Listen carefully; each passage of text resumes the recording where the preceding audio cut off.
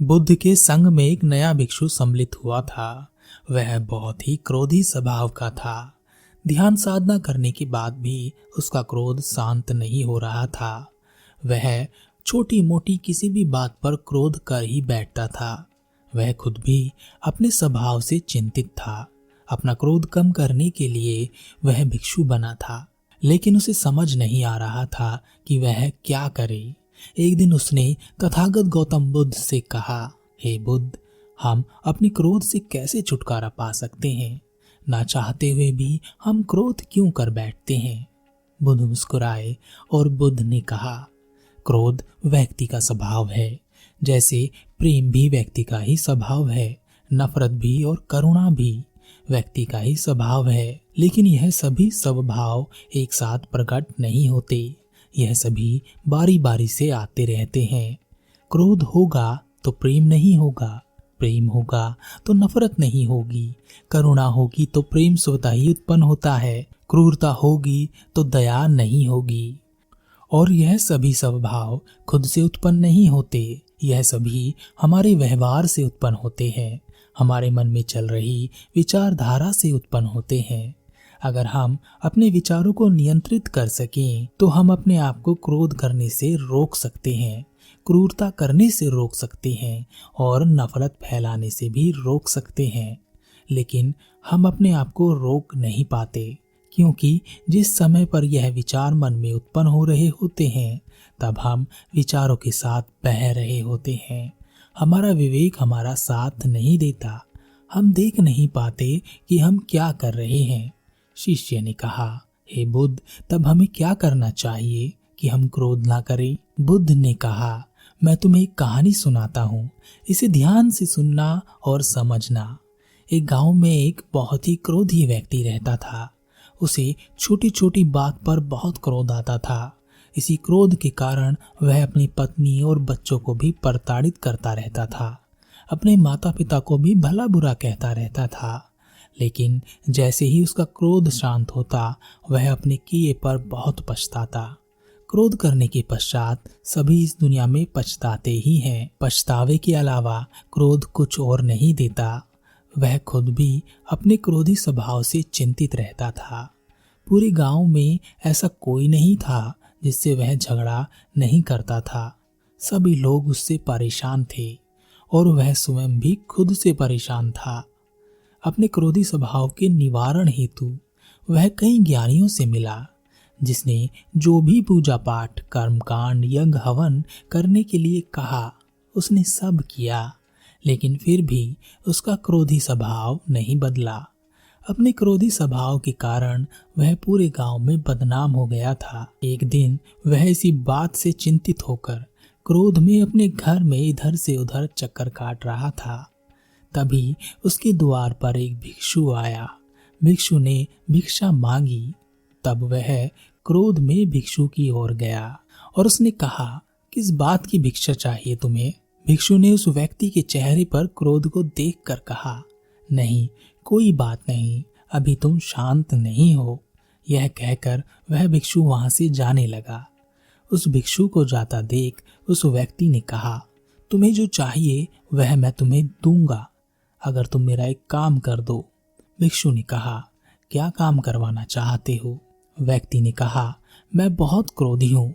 अपने क्रोध के कारण मैं हमेशा अपने किए पर पछताता रहता हूँ। सभी लोग मुझसे नफरत करने लगे हैं।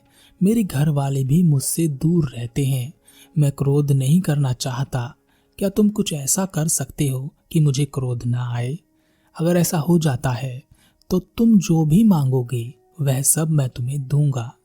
भिक्षु ने अपनी झोली से एक पानी से भरा बर्तन निकाला और कहा, जब भी तुम्हें क्रोध आए तब क्रोध में कुछ भी करने से पहले इसमें से पानी की 7 बूंद अपनी जिह्वा पर डाल लेना और आंखें बंद करके बैठ जाना।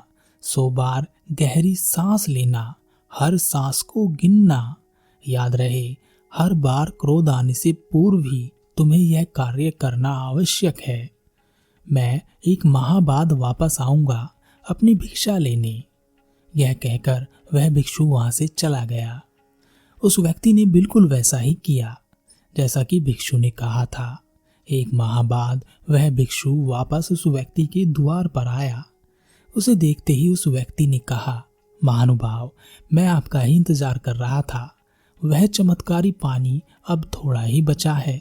मुझे वह पानी और चाहिए। आपके उस पानी की वजह से मैंने इस पूरे माह क्रोध नहीं किया है, जिसकी वजह से मेरे परिवार वाले मेरे पास आ गए हैं।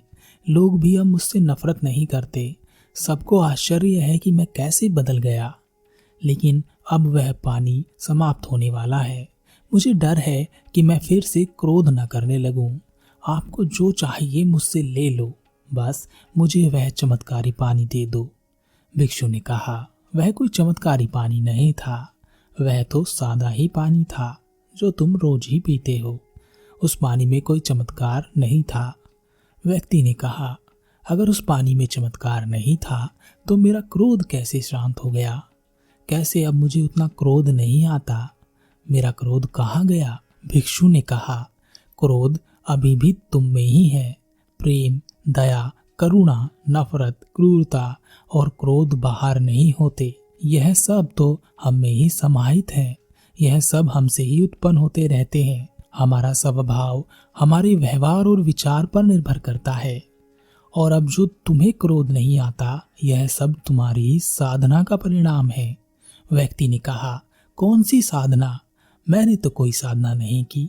भिक्षु ने कहा, तुमने शांति की साधना की है। तुमने शांति को साधा है। जहाँ शांति होती है वहाँ क्रोध बिल्कुल नहीं होता, लेकिन जहाँ क्रोध होता है वहाँ शांति नहीं रहती। पहले तुम क्रोध की साधना करते थे, अब तुम शांति की साधना करते हो। व्यक्ति ने कहा, साधना? यह मैंने कब शुरू की? मुझे पता ही नहीं।